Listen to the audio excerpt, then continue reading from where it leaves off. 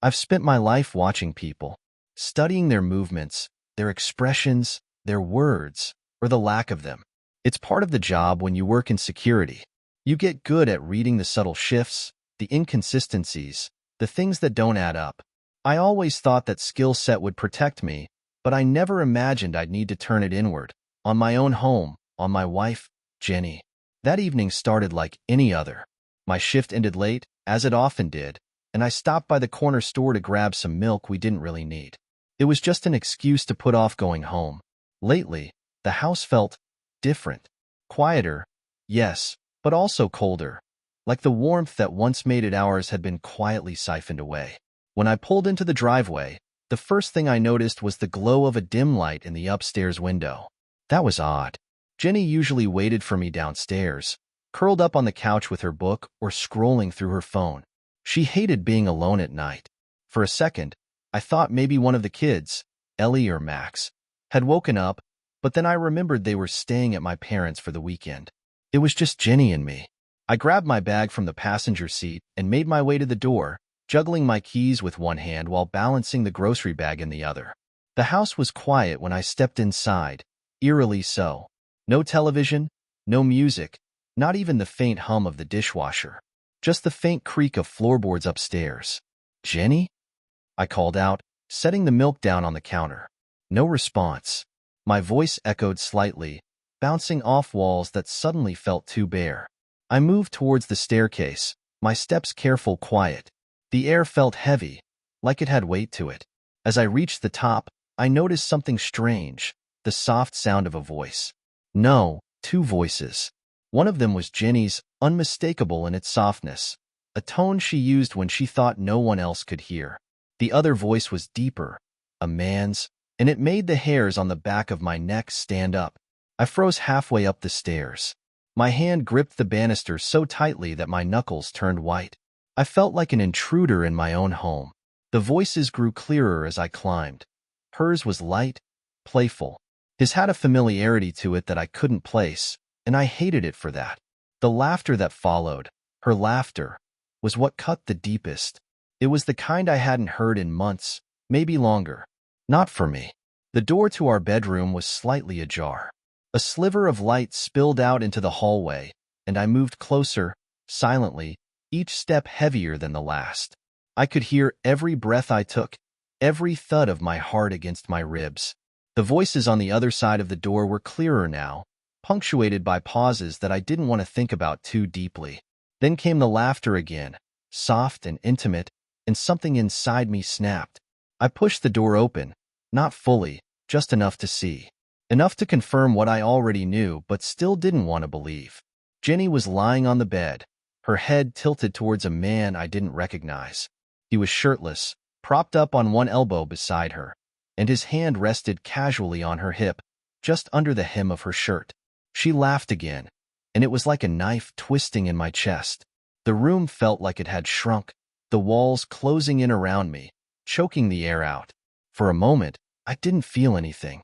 I didn't move, didn't speak. I just stood there, watching my life unravel in front of me. I wanted to yell, to scream, to demand answers, but the words wouldn't come. My training kicked in, instinct telling me to step back, observe, gather evidence. So I did. Quietly, I turned and walked back down the stairs, each step deliberate, measured. In the kitchen, I collapsed into a chair, my head in my hands. My mind was racing, trying to piece together how I hadn't seen this coming. There had been signs, sure. The late nights when she claimed she was out with her friends, the way she would pull her phone away when I walked into the room, the distance between us in bed. I told myself it was stress, that life was just getting in the way, but deep down, I knew. I'd known for months. I stared at the kitchen table, at the family photo that sat on the counter. The four of us, smiling on a beach last summer. Ellie's hair was wild from the wind, and Max was laughing because he'd just knocked over Jenny's drink. I had been so happy in that moment, so proud of the life we had built, and now it felt like a lie. When I finally moved, it wasn't out of anger, but resolve. I wasn't going to confront her. Not yet. Not without proof. I needed to know how far this went, how deep the betrayal ran. My training taught me to act with precision, to never let emotions cloud judgment. That's exactly what I intended to do. That night, while Jenny was still upstairs, I began my plan. I ordered a DNA test kit, not because I doubted my love for Ellie and Max, but because I needed to know if the lies extended that far. I purchased a set of small cameras and a voice recorder. I already knew how to clone her phone. By the time I went to bed, my resolve was steel. I didn't just want the truth, I needed it. The following day, I went about life as though nothing had changed. I kissed Jenny on the cheek before leaving for work, pretending not to notice the slight hesitation in her smile. My training helped me mask the chaos roiling inside. She didn't need to know that I was already unraveling her secrets. At the office, I placed a rush order on the cameras, voice recorders, and cloning software. My team knew I was meticulous, often brushing off questions about why I was upgrading security for a personal project. They didn't pry. They trusted me. By evening, the packages were marked for delivery to a nearby locker instead of home. Jenny couldn't afford to find them, not yet. That night, she seemed off. She cooked dinner, a rare event these days, and tried to draw me into conversation about work. I gave her clipped answers, feigning fatigue. She watched me closely, but I didn't meet her gaze. I knew that any sign of suspicion on my end might cause her to change her behavior, making my efforts to gather evidence even harder. But she wasn't as good at hiding as she thought. I caught her glancing at her phone while she thought I wasn't looking. She'd unlocked it, tapped a message, and then locked it again, slipping it into her pocket as if nothing had happened. "What's so interesting?" I asked casually, pouring myself a glass of water. She flinched slightly before recovering with a forced laugh. "Oh, just a work thing. Sandra's asking about a schedule change for next week." Sandra was one of her teacher colleagues, but something about her tone didn't ring true. She was lying, and poorly at that. I made a mental note to check the phone clone as soon as I set it up. The surveillance equipment arrived 2 days later. I picked it up during lunch, making an excuse about errands to my supervisor.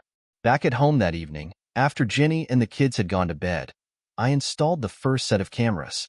I placed one in the kitchen, pointed toward the dining table where she often lingered with her phone.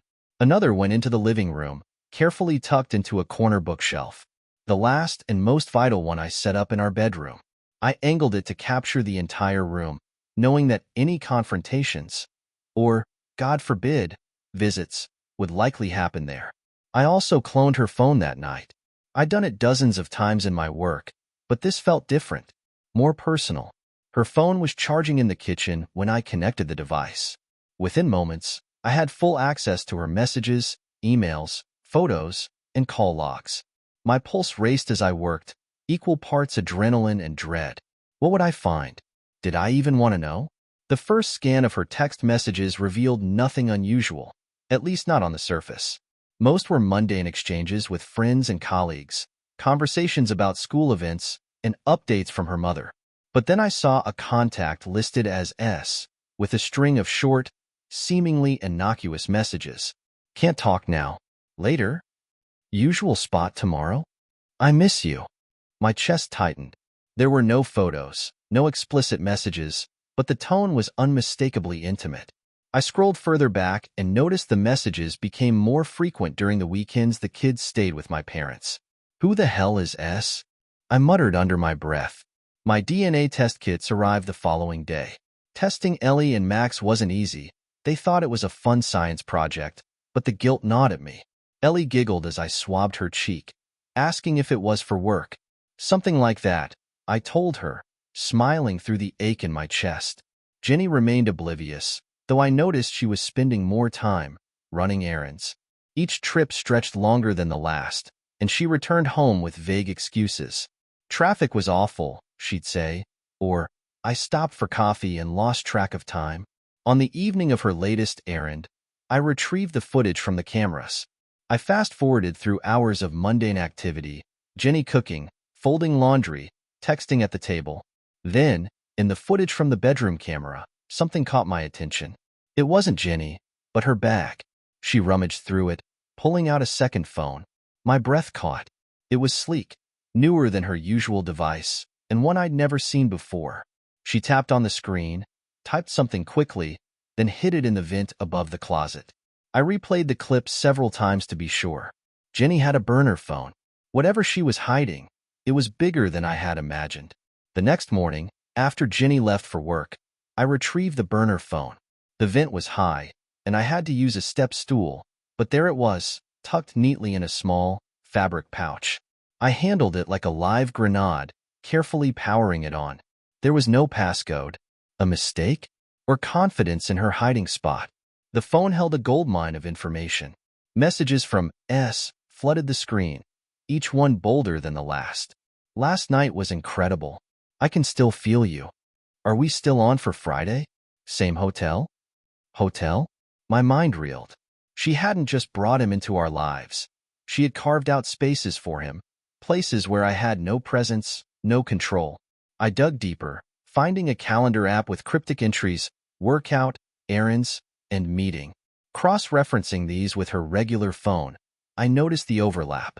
She'd used these workouts and errands to cover her tracks, ensuring I wouldn't suspect a thing. Then I found the photos.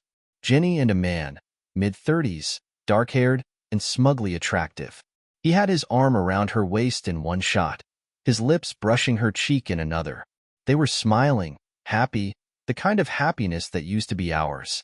The name under his contact? Sean. Sean wasn't a ghost. Within hours, I had everything I needed to know. A quick search through her email logs revealed receipts for hotel bookings, all under his name.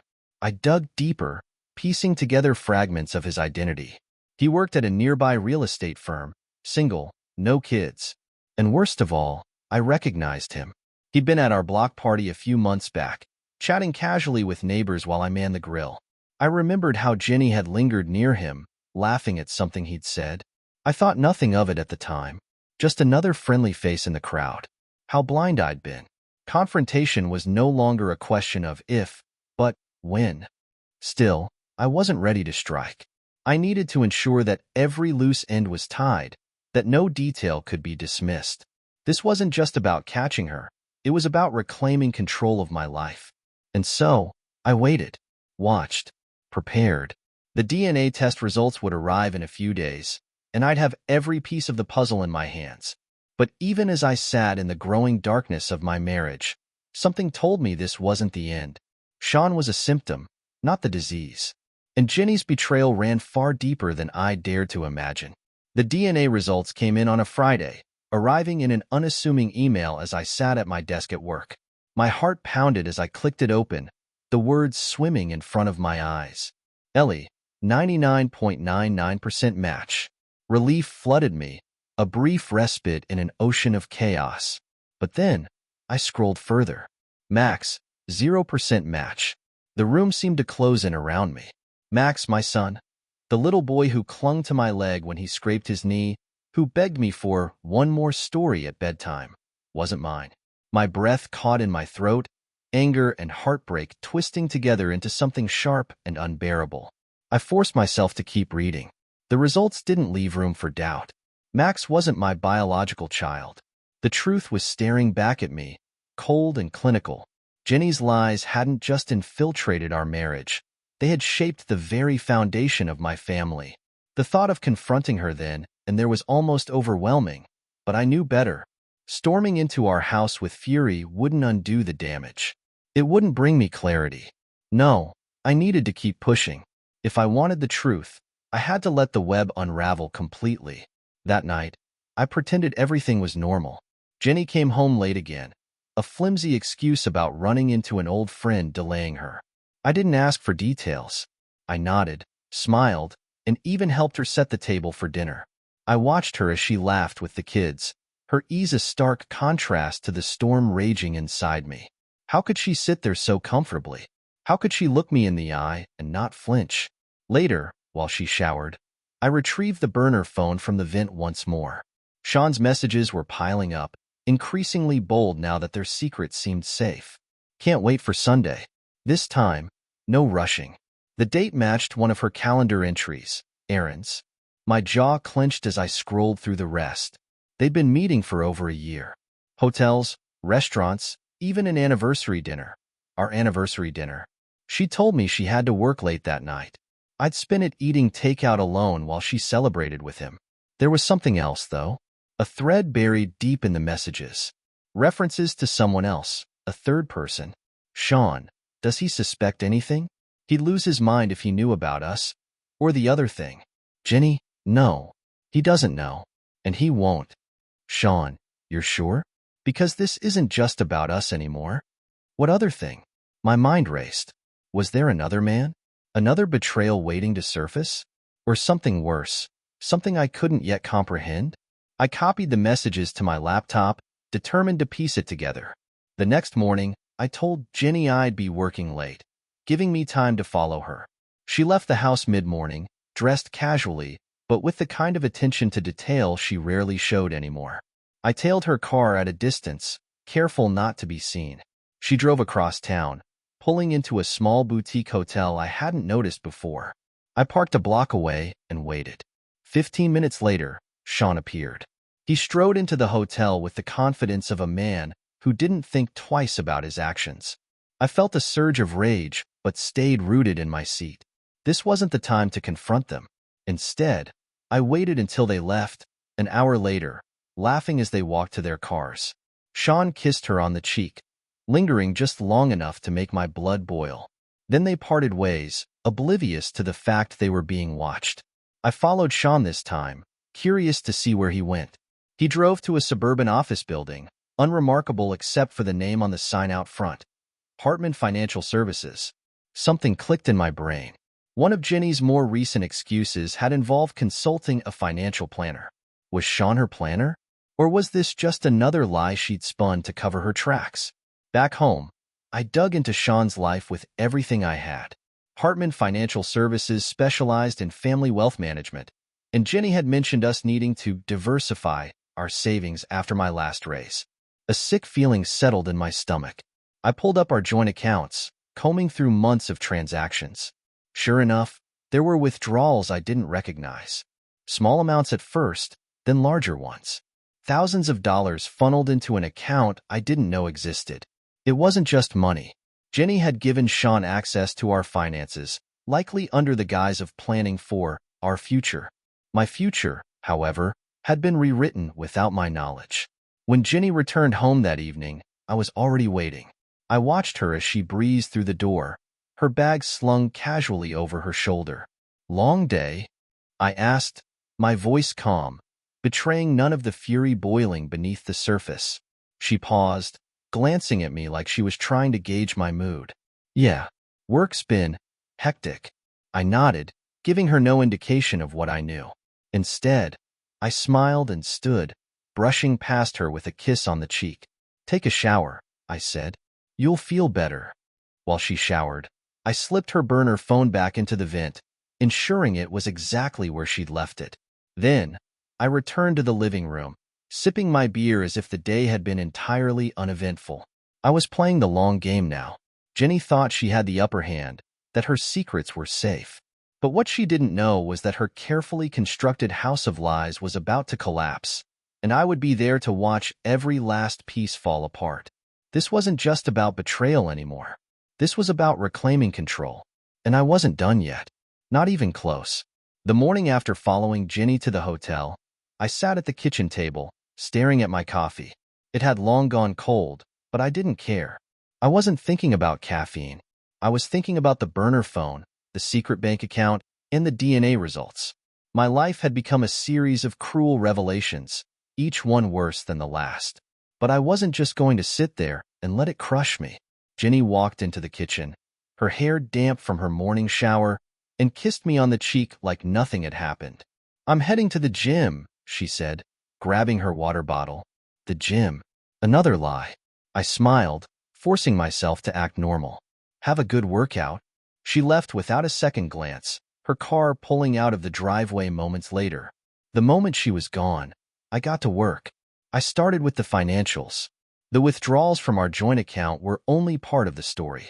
I found another account, one she hadn't bothered to hide under my name. It was under hers alone, but the paper trail wasn't difficult to trace. Thousands of dollars were being moved every few weeks into an offshore account I wouldn't have known about without digging. She was stockpiling money for something. Or someone. Sean. No doubt. My fingers hovered over the keyboard. my chest tightening as the realization sank in. Was she planning to leave me? Take the money and Max and walk away like I didn't exist? I wasn't going to let that happen. Not without a fight. My next move was to confront Sean. Not directly, not yet. Instead, I paid a visit to Hartman Financial Services. I walked into the sleek lobby, dressed in my sharpest suit, exuding the confidence of someone looking for financial advice. A receptionist greeted me with a polite smile. "Good morning," I said, slipping on my most professional tone. "I'm looking for Sean." Her smile faltered just slightly, her eyes narrowing as if she were trying to place me. "Do you have an appointment?" "No," I admitted, "but I'm a potential client. I've heard he's the best." The receptionist hesitated, but money talks, and my appearance gave the impression of someone with plenty to spare. "One moment, please." Minutes later, I was sitting across from Sean in his office.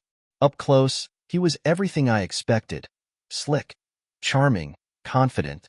The kind of man who probably thought he could steal another man's wife and get away with it. "What can I do for you?" Sean asked, leaning back in his chair. "Oh, I'm just exploring my options," I said, keeping my tone casual. "My wife recommended your firm. She said you've been very helpful to her." His smile tightened, and for the first time, I saw the flicker of unease in his eyes. He didn't recognize me, but the mention of Jenny had rattled him. Good.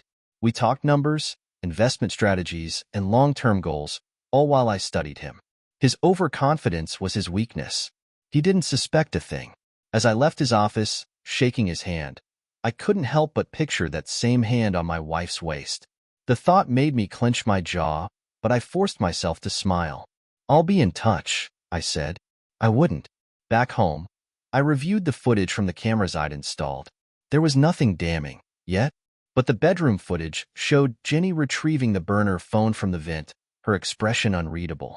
She didn't linger, didn't text Sean while in the house. She was careful, almost too careful. She's hiding something bigger than an affair, I thought. Something she doesn't want me to find out. The first step in my plan was subtle. Make her feel just safe enough to slip up. I started acting more attentive, more affectionate, playing the role of the oblivious husband. I cooked her favorite meals, asked about her day, even suggested a weekend getaway. She seemed hesitant at first, suspicious even, but eventually, she relaxed. It was working. She started staying out later, her lies growing bolder. The gym became dinner with a friend. Work emergencies popped up out of nowhere. She didn't realize I was tracking her every move, every step leading her closer to the edge of the trap I was setting. Then came the twist I didn't expect. While reviewing the cloned phone one night, I found a new message from an unknown number. "It's done. He won't find out. You're safe." It wasn't from Sean. The area code was unfamiliar, and the tone was professional, almost clinical. What was done? What was I not supposed to find out? My pulse raced as I dug deeper. The message thread revealed little, a few exchanges about timelines and finalizing plans. It didn't fit with the narrative of an affair. This was something else entirely. I traced the number online, eventually linking it to a private investigator. My heart sank. She had hired someone to investigate me? Or was it something else? The threads were unraveling faster than I could keep up. The final piece fell into place when I accessed a hidden folder on her burner phone. It wasn't messages or photos this time, but a series of documents. One of them stopped me cold, a life insurance policy. My name was on it, but what caught my attention was the recent date of update. She'd increased the payout significantly, effective just 2 months ago. The realization hit me like a freight train. She wasn't just planning to leave. She was planning something far worse. From that moment, my plan shifted. This wasn't just about catching her in an affair or exposing her lies. This was about survival.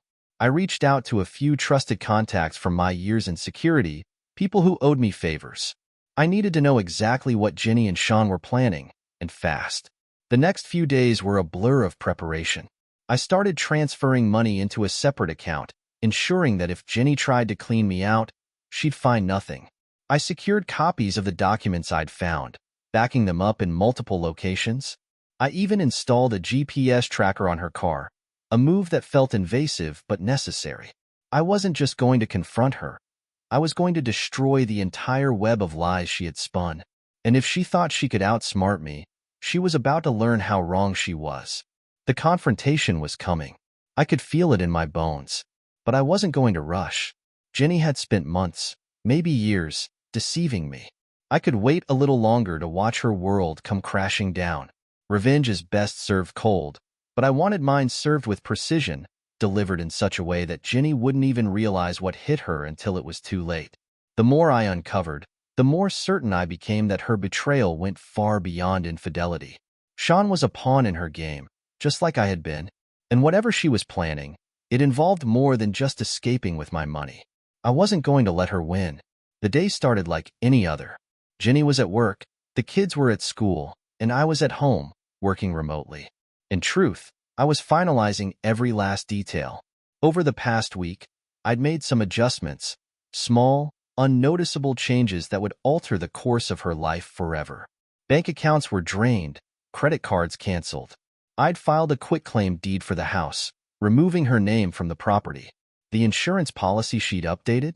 I had flagged it with the provider as suspicious, freezing any payouts pending further investigation. She thought she was orchestrating the perfect escape.